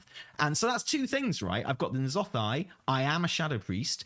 So, I mean, I hope at the very, very least there is some special interactions with Xal'atath. Oh, there has to be. I mean, this is why I need to level up my shadow priest finally. But you were talking about the eye customizations and things like that. Yeah. And I was thinking about this yesterday. I was like, what's the thing that everyone loves from BFA is the choice that you made between being loyal to Sylvanas or, teaming up with Saurfang and his rebel boys. Yeah. And I would love to see something like that in the World Soul Saga. I would love to have the chance to team up with Xal'atath. If Xal'atath was like, yo, here's the thing. I know you're all fighting against me right now, but wouldn't you rather join me instead? I am Mother, after all. And I would like it if I was in charge of WoW, and this is probably a good reason why I'm not. I would make it very, very unambiguous that this was the bad choice. Right. Okay. I would make it very obvious that she's a baddie and that if you do this, you are being a baddie and that you probably won't win. I would make that very, very clear. And I'd be like, yeah, if you want, you can join me. And I would have you properly join Xal'atath and you would have to come out and be like, I'm on Xal'atath's side now. And everyone would be like, what? Okay. And then I would literally make the next raid address that and have the people that teamed up with Xal'atath beaten. And I would then have a punishment for the people that joined Xal'atath. What's the punishment? Well, so, because obviously I feel like there's got to be some kind of leveling here. Because why would anyone not join Xal'atath, right? It's the cool choice. It's Good a fun question. choice. There was never really any consequence for joining Sylvanas, in BFA. I would make there be a real consequence to this, and I would make it so that if your character joined Xal'atath and Xal'atath's fight, you literally die, but you come back as a Xal'atath style Void Elf. Oh, wow. So you've seen the error of your ways. You are brought back from, the dead or whatever, like Xal'atath was. Or it's like your spirit has been kind of saved, and they're like, I can't believe this person got corrupted, but they're such a mighty warrior. We're going to put their spirit back into one of these bodies that we have from leftover raid or whatever, and it's all like all the Xal'atath style Void Elves with Xal'atath style like eye customizations and things like that, and that has to be what your character is from then. Really? I don't think we know people the cameras are cutting out, but it's a podcast, so we're not going to go on about it. It's okay. But thank you. No. So I don't think people would roll with that, because some people don't want to be a Void Elf. They want. Yeah, well, tough shit. Well, they don't join Xal'atath then, right? Like that, and that's the thing, right? The idea that this is a genuine consequence and punishment for teaming up with Xal'atath, Punishment right? in Well, yeah. Well, for some people, right? it absolutely would be a punishment, right? Yeah, but for some people, they don't want to change their. But it would be something that you have to live with. And whenever you saw one, Interesting. because they would be like you'd be able to differentiate them from Void Elves, right? Yeah. Like they are different from Void Elves, and it would be like it's like you're always marked. Right. It's like that person teamed up with Xal'atath. And so it would be something that followed you for the rest of the game, sort of thing. Wow. And it'd be like this real thing. And it would be like maybe the community in RP circles and stuff would shun you for that or something. And like, but it would create an emergent narrative, and something that I think MMOs are great for. And like, it would be like, kind of, well, some people would see kinship in it, and and other people would be disgusted by it and stuff. And I don't think WoW or the WoW community is ready for long-term consequences. Like I don't know, or like I don't think the people are ready for that. Or really, would after want that 20 because- years, we're not ready for because this? we've never had that before. There's always a choice. You can always switch. You can always change your appearance. You can always at the heart of the game is the fact that you can always go back. You can always make it what you want. Racial like changes in the shop are there for you. Yeah, no, I know. Oh, people would love that. So you get changed into a Void Elf, and then you have to pay to no longer be a Void Elf. If you don't want to live with the consequences of your action. Okay, so this is this game. Yeah, this is not the game for that. I like that idea, but Tally, I'm saying this now. This is never going to happen. Well, of course, it's never going to happen. Like that goes without fucking saying, doesn't it? But I'm just saying, I would like to see. If I was in charge, I'd do that. I'd be like, okay, we're gonna have like another choice of who you join. Except this time it's gonna be like literally flat out, because no moral ambiguity. You are choosing to join the baddies at this point. Yeah. You're like, I feel an affinity with Xal'atath and the Void with my character, which lots of characters do. Okay, like Shadow Priests really, really do. Other characters do in the game as well, and it's part of their like head RP and stuff like that. And so you get the choice to join, because my character would. Now, see, I like the idea. Now, I will give you this instead. You are given a choice. You can join Xal'atath or not. If you do join Xal'atath, you can have that whole scenario play out like you've said, and you can die and you can be brought back as a Void Elf. But then you just have that as a customization option. Like that's just basically the quest line. Then there's in that case, all you're doing is giving an extra customization option to some people that isn't available to other people. Well, then, so basically what you're doing is you're making joining Xal'atath the only real choice in that case. If you want to get the customization. Yeah, because like you're missing out on something if you don't. So that's what I'm saying is like by joining Xal'atath, you're kind of getting something that other players aren't in the first place. You're getting a different story to the main story, right? So like I'm introducing something to balance that and like a compromise. And the compromise is your character has to look like this now. Oh, poor me. Yeah. Oh no, poor me. I'm punished. I have to look like a hot, like, void elf. Oh no. Finding community like those of us who learn to speak Furbolg. Hey man, I'm kind of learning Furbolg for my meta achievement. Oh yeah. After this podcast, we are recording. Well, yeah, we are recording an intro to the weekly reset after we finish recording this podcast, and part of the we are going to be mentioning the meta achievement in that. And I did, for the sake of this intro, just list everything that I've still got to do in the meta achievement. Remember our bet for me to finish the meta achievement before the War Within pre-patch. I do War remember. Within, actually. Yeah. And, looking at it, it doesn't look so bad. I've only got 4 more shots from a legendary album, 3 more grand hunt locations, 10 more hunt steps, 23 more hunt bosses, 8 disgruntled hunters, 3 hunt companion colors, 13 bakar to pet, 1 fishing hole, 8 massive lurkers, 20 beef snacks, 3 Jaredin tablets, 3 obsidian keys, 14 whelp daycare quests, 5 whelp races, 5 hatchlings, 19 special encounters, 10 different storms, 4 sniffing quests, 35 treasures, 16 small treasures, 7 forbidden treasures, 4 books, 9 sealed scrolls, 3 froststone vault storms, 1 sending stone, winterpelt conversationalist, fringe benefits, and Blue Dawn to go. Easy game, mates. Yeah.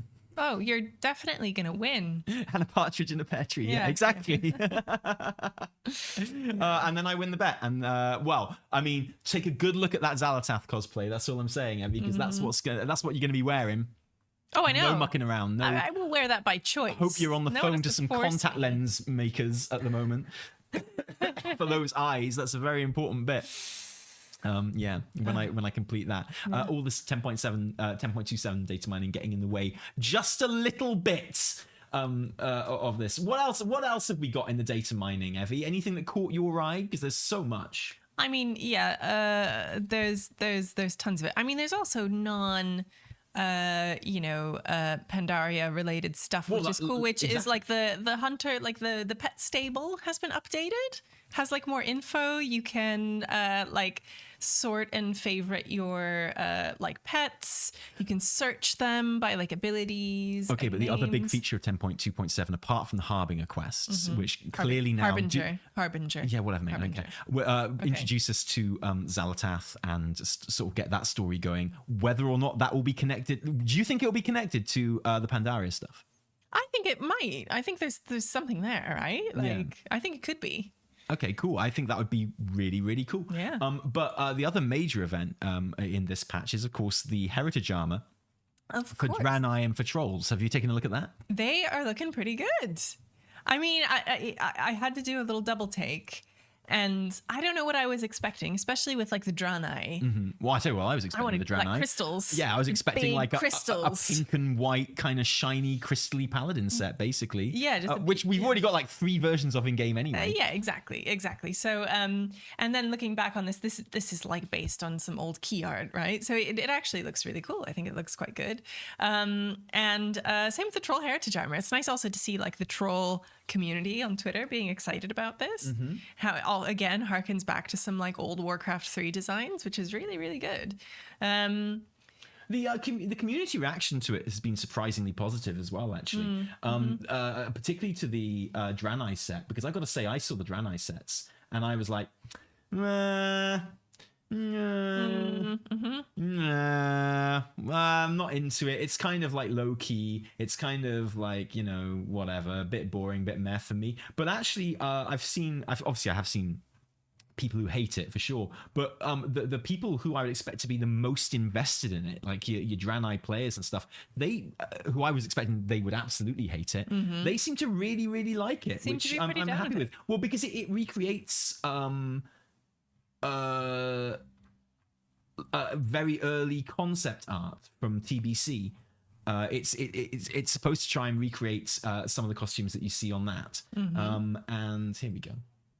Got a Porter Gauge tweet here with that on. Pull them up. And actually, as such, people seem to really, really like it, which I think is fantastic. And I'm happy for, the only people I really care about if they like it are Draenei players, to be honest, because that's who it's for. And people are really invested in the the Draenei lore and heritage and history and what have you. And likewise with the troll armor sets as well. People seem to universally, especially troll players, really, really like that. Yeah, and that's just like really nice to see. It's good to see the community happy. Yeah, exactly. And especially, I was so surprised by that as well. I was like, yeah, nice one, trolls. Nice one, Draenei. Good on you. Get in there. Fantastic. No tail hole, though. Not quite. And no beards for the trolls yet. Not yet. That we know I'm of. sure that those will be on the horizon. Oh, really? You're sure? Do you want to bet? No. I already have a bet going, Tally. Go on. If you're so sure. People saying they like it are probably trolling. Well, I do like the troll set has kind of what would you call it over their mouths? The thingy. They've got a kind of a mask over their mouths, and it's very, very long. It's extremely long, like a very long beard. Oh yeah. Right. We're not going to give you beards. Is there going to be like an unveiling? We're going to give you like a lower face mask that like is huge like a beard. Exactly. That could hide. Because fuck you. That's why. Hide a potential beard under there. Right. And yeah, that's what you really want from a heritage set is you want loads of different bits that you can use. Like the amount of bits from the human heritage set that I use. I never wear the entire thing on one character, but I do take bits from it all the time and kind of make different stuff out of it. And that's what I really look for a heritage set, honestly, is loads of cool different bits that you can use. And I think that they definitely have that in spades in these heritage sets. And of course, the main thing really, honestly, about the heritage quest lines is the quest lines themselves. Yeah. Because you can have absolute bangers that everyone loves, and you can have ones that everyone hates, like the Worgen one. Yeah. Everyone hated the Worgen quest line and heritage set, and it's almost like every time you see a heritage armor set that people really, really love, it just reminds you how unhappy Worgen are. It's such a shame. I know. But there we go. Rip. Yeah, rip indeed. But lots of like cross chest sashes going on. Yeah, those look great. I actually love I really like the colors, and I think they look great. And I think they've clearly been designed for like the skin tones you can have, like both as trolls and as Draenei, to create a nice contrast with it. Yeah, I think it's really cool. It took me a minute. I didn't look at it and go like, yeah. And I went, actually, yeah. It rewarded being looked at for like more than 1 second, right? Who have we got left for heritage armor now? Gnomes? No, gnomes have had theirs. We have no goblins have had theirs. I think we are just waiting for pandas now. Oh. We're just waiting for the Pandaria and of course Drakthir. Oh, of course. Drakthir and pandas, and that's it. Oh, when do you think we'll get that? Oh. You know what Drakthir armor is going to look like? It's going to look exactly as like the armor that you wear as a Drakthir. Yeah, exactly. Just built into being a Drakthir. Exactly. Like, what else would it be?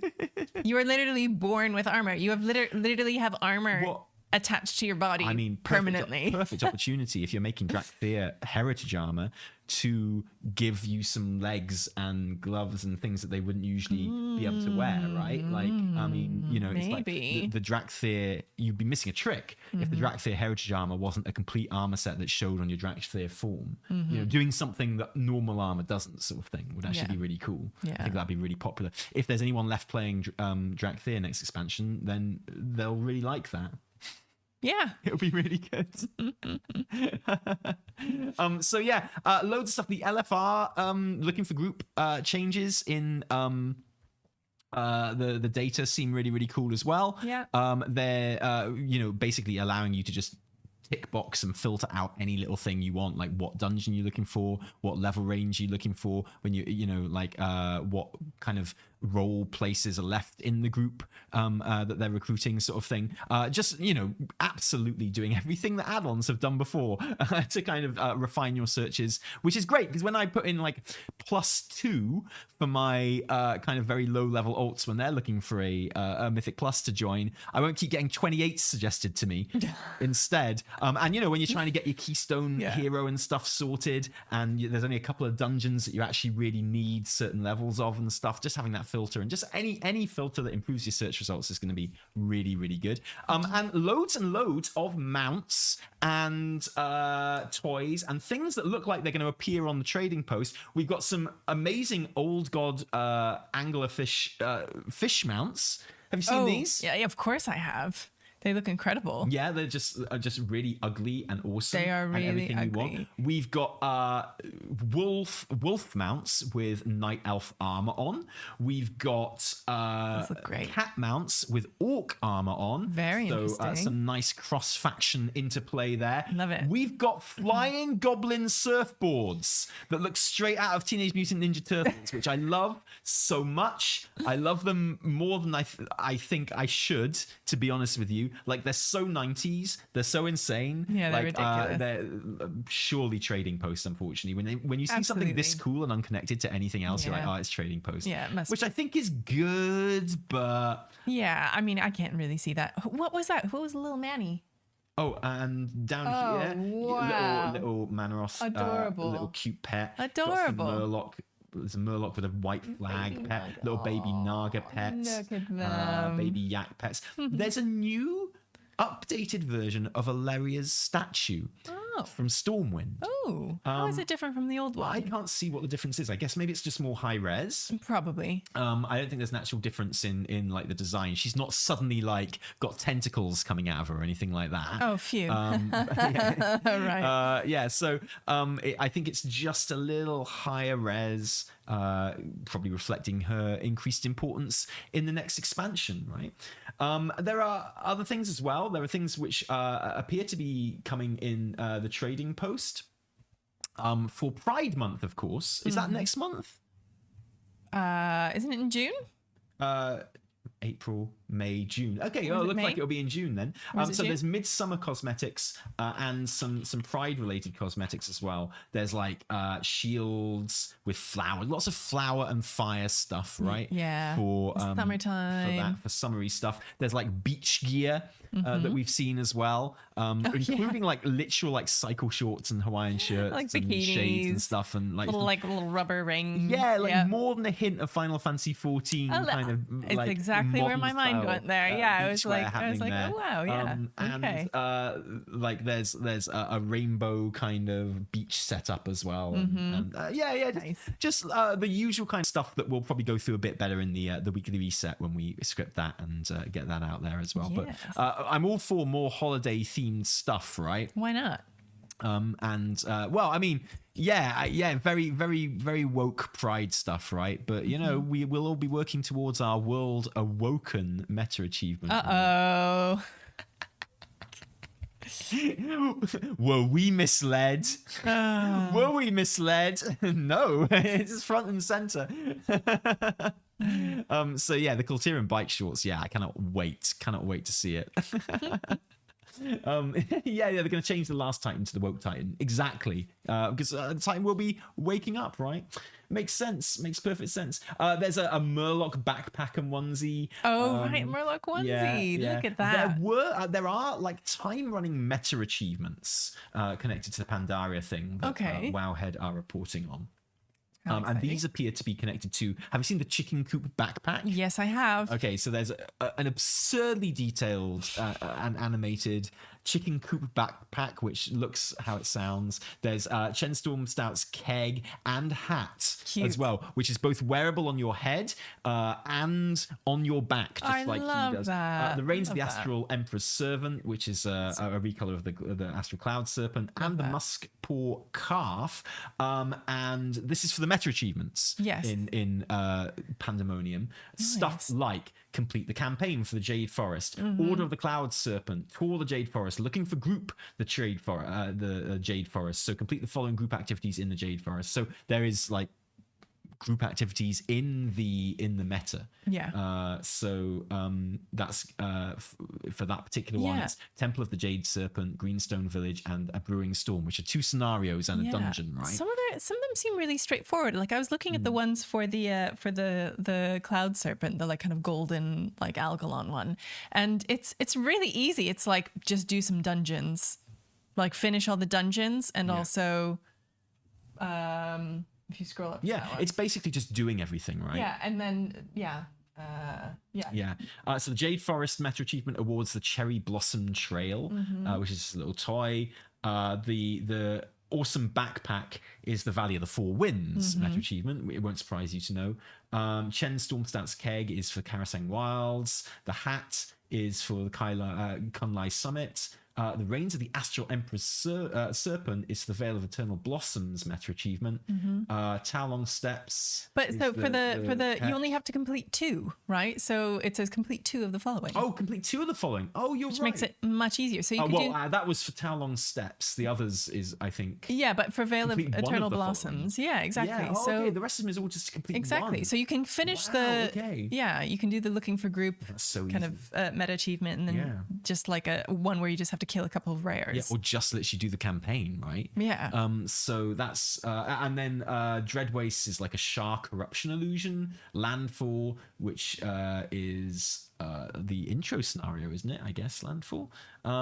A class ensemble. Oh, what's the class? Right, so there are recolors of the Trading Post class sets in there as well. Oh, right. I closed Yeah, the you know the tab when three-piece class when I saw the hunter one. I literally closed the tab.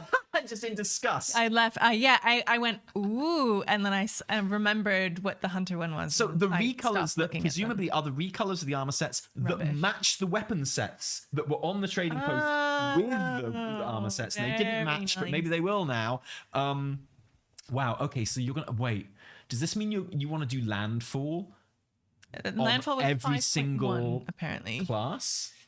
Maybe. You want to do landfall on every single class so that you can get these class ensembles? Well, it's going to be super fast. Oh, isn't and it? class Arsenal for the Isle of Thunder.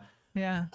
Okay, I don't know how I feel about that. But you only do one of them, right? Yeah, one of them. But one of like, them is elusive you still gonna foes, have to which do it is with like 13 three different characters. But elusive foes is like kill 3 rares. Yeah, but you still have to do it on 13 different characters. Yeah, but that's easy. You can kill 3 rares like instantly. Yeah, like but, it's not... like it's still just a bit of what's Landfall is the okay. opening campaign, like the which is going to get very old very quickly because there's loads of scripted stuff in that.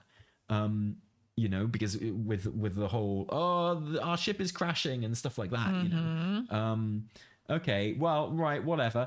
And then the Time Runner's Beacon is the reward for escalation, which is the final chapter of the campaign that climaxes in Siege of Orgrimmar. Complete 3 of the following there. Yeah. So there's quite a fair bit going on there. But the Time Runner's Beacon is a level 13 item that I think will probably maybe scale up to 70, who knows. But it's basically just a trinket with 3 sockets on. So those amazing like gems that you get throughout, that you'd be slotting them in there and doing like, all kinds of awesome things. Oh, Landfall is 5.1. Yeah. Oh, Landfall's 5.1.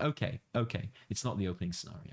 So there you go. So there you go. Yeah. So that if you want to do Landfall, then you're going to need to level up to, I think, like 15. I think you can do Landfall. Sure. You know, you start at level 10 when you start a new character, and then as you go along, certain things open up at higher levels. And I think Landfall is either 15 or 20. So it's still pretty early on in the process, but still a bit of a pain if you want to do it on every single class, I'd have thought. Yeah, I mean, maybe you'll be able to kind of. But what can you buy them with bronze? Hey, maybe, yeah. But the fact that it's Right? part of an achievement makes me think probably not. Maybe not. These seem like unique awards, which I want to see more of. I want as many unique awards as possible. Fair. But, yeah, definitely. Okay, interesting. So that is interesting. That's cool. That's good to see. Yeah. And yeah, it looks and just various other things are popping up as we speak. Honestly. Yeah. On Wowhead of data mining and things like that. So we'll be keeping our eyes peeled on that and any other information that pops out along with it. What do you think of the Taivan nerf? Oh, nobody liked that, right? Like no one liked that. Why would you like tempt people with the biggest boy in the world and So then take it Taivan, away? the best boy Taivan is the reward for said meta achievement for Dragonflight, the one that I'm working on at the moment. Now I don't really care about the mount, but I did suddenly care for a little while because as people were getting awarded him, it was noted that he is much much bigger than your average mount. You know, he was like was the size he absolutely is in massive. game, absolutely massive, the best, biggest boy. So good. And he unexpectedly was like that for the mount as well. And then silently, without mentioning it, Blizz were just like, nah, he getting much smaller now. Yeah. He's a small boy. He's a teeny tiny boy. He's still cute, but like, I'm definitely not doing the meta achievement now. I've noticed that the goat mount from the farm achievement is in the Tiny? Well, he's called the Little Red Riding Goat. yeah, but he's there. So that is the one thing that I miss from my NA account. I miss that riding goat so much because I did all of the farm on my NA account. That's before I decided that I needed to raid and then move over to the EU. But so yeah, and I might finally get that for my EU account now, which would be everything I would ever need. I'd never need to go back into my NA account. There It's you the one go. thing I look forward to when I go back to my NA account is mounting up on my goat and riding around. I love it. So yeah, do we have any super chats to finish off the episode? I Evie? believe we do. Let's kick off. Bella Raindrops, Panda Hype Train, woo woo. Woo woo. Thank you, Bella, for getting us Thanks, Bella. started on the super chat today. Yeah, there we go. And then Josh S says, would be cool if it does well to turn time walking weeks into time running months for expansions at a time. Fully powered bronze dragons and the infinites are on our side currently. Yeah, or at least one of them is. Right, yeah, exactly. And so talking about that coming back as a kind of a regular event, which I think is what it's more likely to be. I what think it feels like. Yeah, it's more likely to be a kind of, hey, we're doing this expansion now, and rather than it kind of take the place of Chromie Chime and something you choose to do whenever you like, which is fine, I guess. And with Plunderstorm, we're blatantly going to be seeing that coming back for other versions and other events as well. Yeah, and I think this is just like the future of WoW, honestly. And the thing I like about the Panda version of this is that it doesn't feel like it's really taking the place of any other content. So, you know, Plunderstorm probably didn't either. They invented a new patch for it that wasn't, you know, probably going to be there otherwise. But no, this isn't the pre-patch to the War Within, because that has a different pre-patch as well. So you know, this really is like jam-packed for WoW content right now, because you've got other 10.2.7 stuff as well, like you'd expect. And I really hope these Dark Heart quests are quite substantial. I'm not expecting them to be, but I really hope they are. I hope we get a cinematic. I hope we get a nice Xal'atath cinematic in the 10.2.7 questing. Wouldn't That's that be my nice? hope. You know, to really get us into it, to really lead us into it. And I really hope she's like, all that shit I did in Siege of Orgrimmar, thanks for the help. No, not in Siege of Orgrimmar. All that stuff I did in Season of Discovery, thanks for that. It was my plan all along. Thanks for helping me back in time with all that stuff. Right. And I'd really like it to be like a coming together of all the stuff that we've been talking about, and you know, and it to be connected to the Pandaria stuff. And yeah, I just want I want to see her become the amazing baddie that she deserves to be. That's all I want to see. Avi, thank you for your cheer as well, your super chat. Very, very generous of you. And Arthur, with Eternus and the Infinite Flight being involved, do you think we could have new lore hidden in this, like in Season of Discovery, or not at all? Oh, yeah. Well, so my big disappointment with Plunderstorm, genuinely, was that there was no lore involved in it at all. No. And I know why there wasn't, okay? Because that's not what it was for. No, it's not for that at all. And yet, if there had been some lore books hidden around in the area for me to find and read while I'm hiding as a bush, with just a little bit of foreshadowing for War Within stuff, that would have made the entire thing like so much cooler for me. You know, that's the only bone I need. That's the only carrot I need. Is it now? Okay? Yeah. I know your needs are more, Evie, but like for me, that's all I need. Like Plunderstorm, it just needed a little bit of lore. It just needed some books in there that were giving hints about Night School. Would have been Right, perfect, that was right? a perfect place for it. Or like other things that are coming in the War Within. And yeah, that would have just elevated the experience for me a lot, and would have given reason for lore nerds to go in there as well, and maybe they'd have enjoyed it. Who knows? Maybe. But yes, I really hope that they tie in the Infinite Dragonflight stuff that seems to be the holding form for the Panda stuff. I really hope they tie it into Xal'atath. It seems like the perfect opportunity, right, with the Dark Heart quests and stuff. Absolutely. You know, like much speculation, Dark Heart refers to obviously War Within and Pandaria stuff, so it seems to make sense. Tally, says Avi, should I spend a few $100s to take my dad to see Jeremy Strong in an Enemy of the People? Oh my God. We were talking about the Enemy People the other day. We were. There's a production with Matt Smith. I think it's the same one, right? Is it? Really? Jeremy Strong wouldn't be doing the same one. Sure, like, I mean, he wouldn't be doing they wouldn't be doing a different production. Oh, I guess maybe it's in America, that one. Well, that's what I'm thinking. He's American based. I mean, the answer to your question is absolutely yes. No, the answer is no, you shouldn't. You shouldn't go and see the Matt Smith one or the Jeremy Strong one. You should come to Swansea and see my parents' company, Llewellyn, do it in the summer. Because they're doing a version, and they're doing it in a courtroom.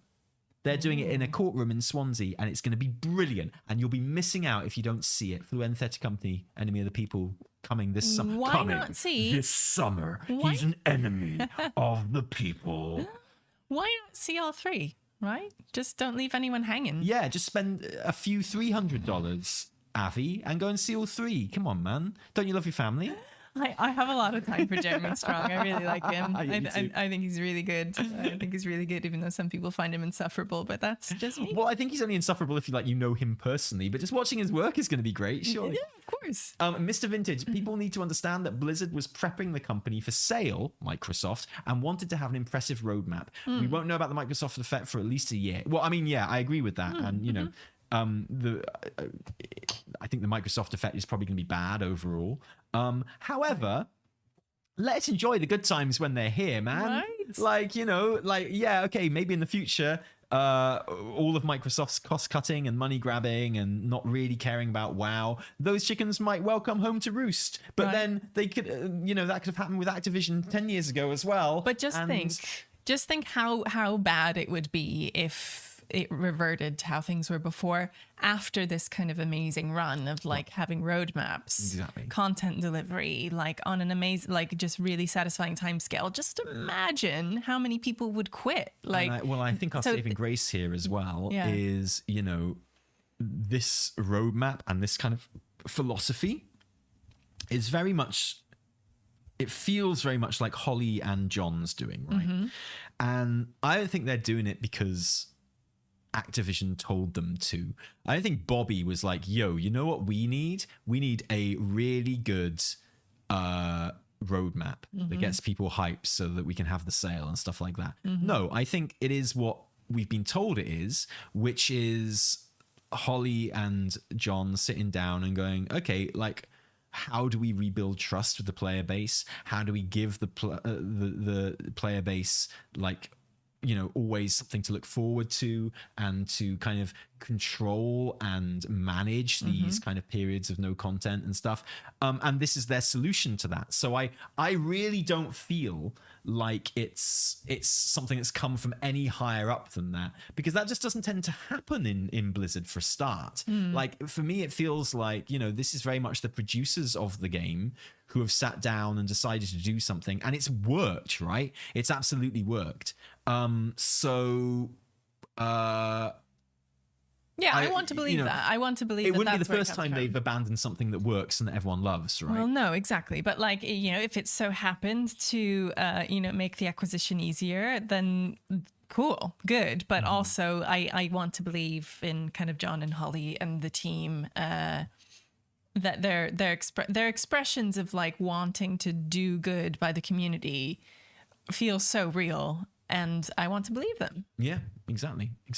But I mean, you're right. Yeah, I mean, anything could happen in the future. But I also think that you go mad if you thought about that too much. If you're always thinking about how the evils of corporate capitalism are going to encroach on your favorite video game, then that's another podcast. It's it probably will happen. So even more reason to enjoy the good times while they're here, right? Yeah.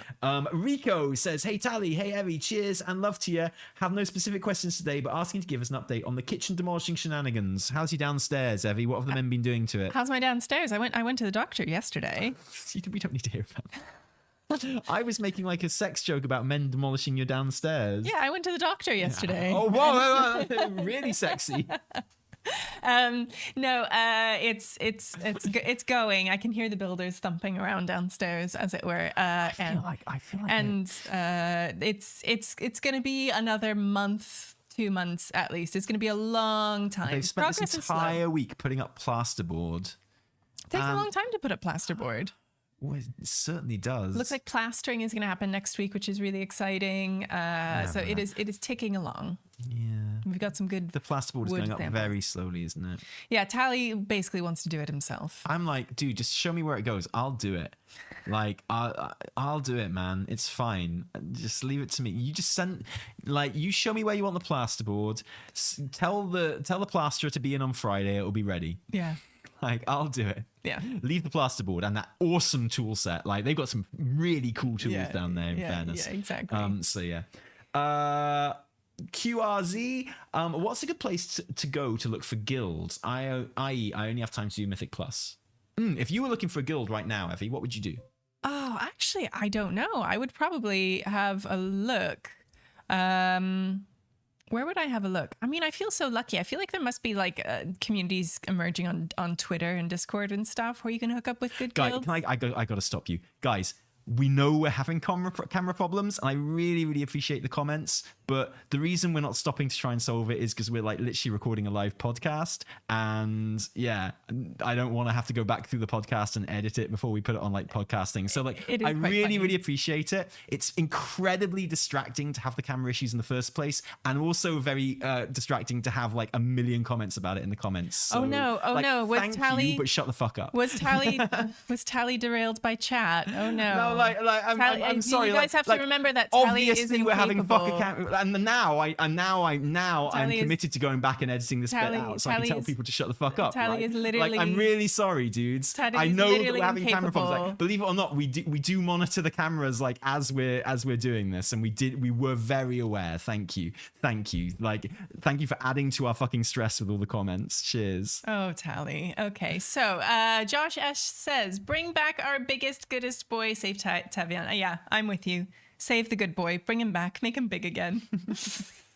And Buddy, cheers, No, you didn't answer the question. What would you do if you were looking for a new guild right now? Yeah, Don't miss out QRZ's question. I did. I said I would go onto Twitter or I would go onto Discord. There are also lots of kind of communities popping up that help people level through stuff and would be probably happy to connect you to a good guild. I'm spoiled because we have a great guild and we've been with them for ages. It's like if I had to join like, the dating pool again, I would literally have no clue where to start. Where would you go?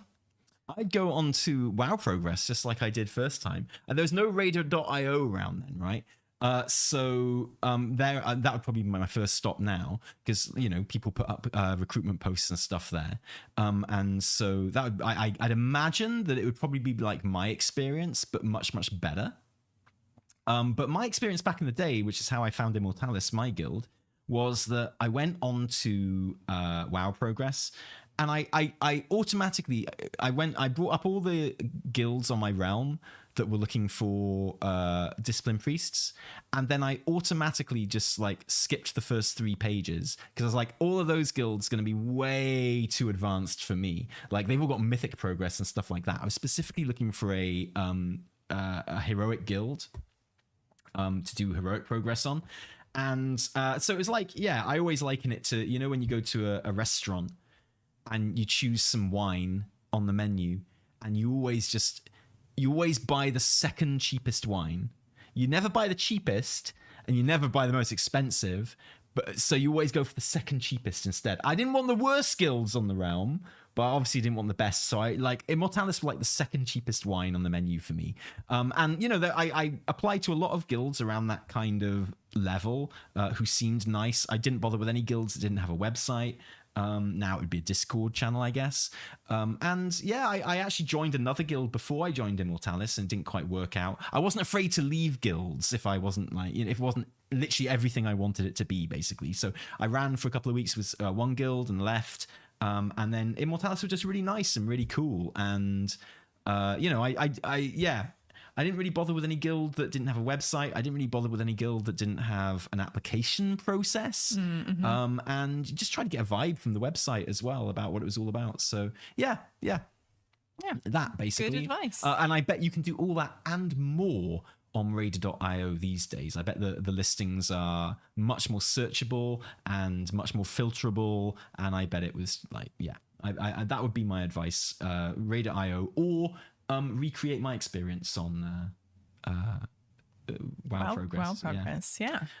Buddy, as always, is here. What do you all think about this discourse? Replayers split across too many modes. I personally like more options for every taste. So yeah, here we go. This is a question that is cropping up a lot at the moment with Classic and with basically like 3 different types of Classic, with Hardcore and with Season of Discovery, and now with Retail WoW having like a separate mode in Plunderstorm, and it's going to be a separate mode that you click onto from your character select for Pandemonium or whatever. Are we fragmenting the game too much, Evie? Is that what we're doing?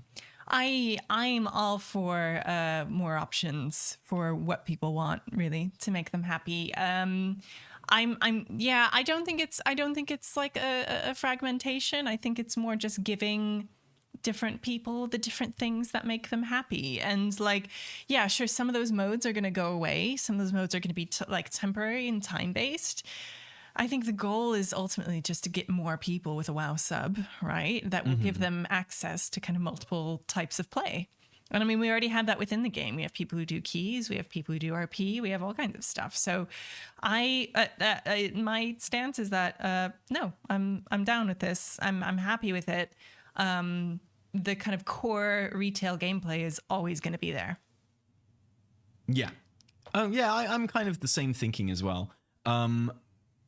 I just don't mind it, really. I'd rather that lots of people are playing the game in a way that they want to, and they're kind of fragmented over lots of different play styles, than they're not playing the game, to be honest. Like, I think there are lots of people that are happy to jump between Classic and Retail and would be subbed whatever, but I think there's lots of people that just wouldn't have a WoW sub if Classic didn't exist, and wouldn't have a WoW sub if Season of Discovery didn't exist, and maybe wouldn't have a WoW sub if Plunderstorm didn't exist right now as well. Exactly. And anything that just brings people back into the game and helps them enjoy it is good for everyone, you know? Like I've always said, I don't understand the kind of animosity between some elements of the Retail and Classic crowds. Like, I don't play Classic. It doesn't really have any interest to me, but I love to seeing it do well. And I love it when Classic players are happy and when they're getting what they want. You know, I don't take any pleasure from when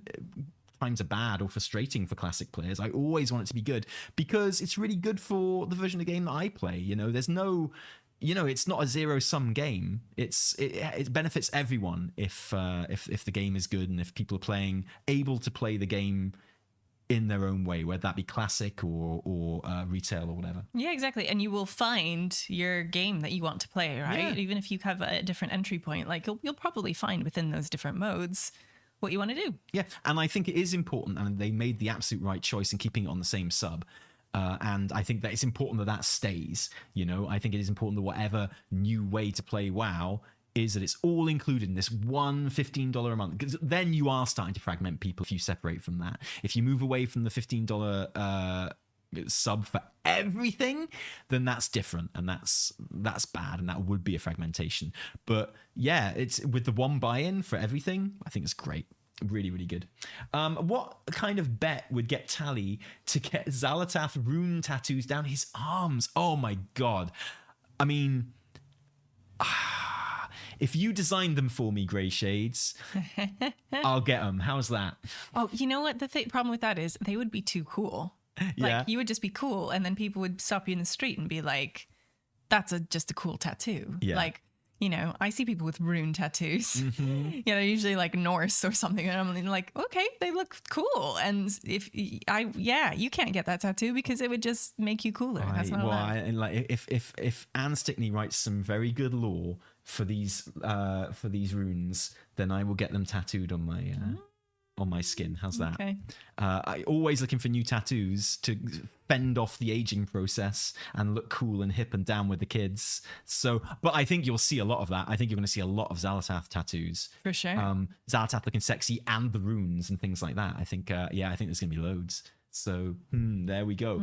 Awesome. Thank you for all of those super chats and questions. It's such a fun way to end the episodes always. Yeah, thanks, when we guys. get to answer some questions and stuff.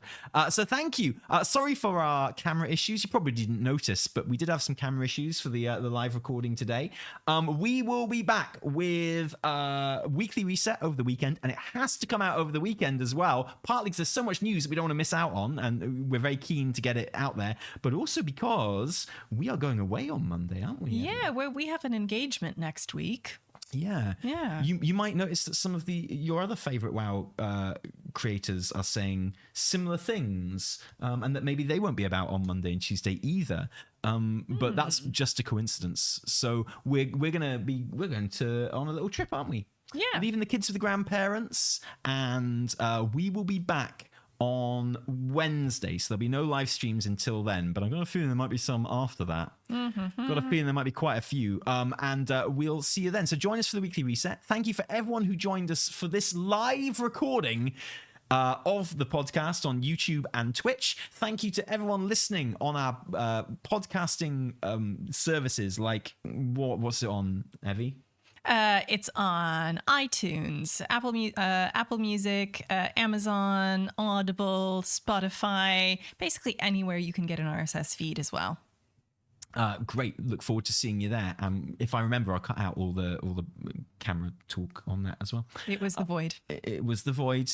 We know too much. But it was always such a joy recording this podcast with you guys. Thank you very much. I'll probably be streaming some of the Pandemonium testing as well over the weekend when that goes live, because I'll need to for the weekly reset anyway. So if you want to join me on the Twitch channel while we do that, keep an eye out on your feed and join us for some testing. It'll be really good fun. But for now, from me, Taliesin, And me, Evitel. until next time, Bye.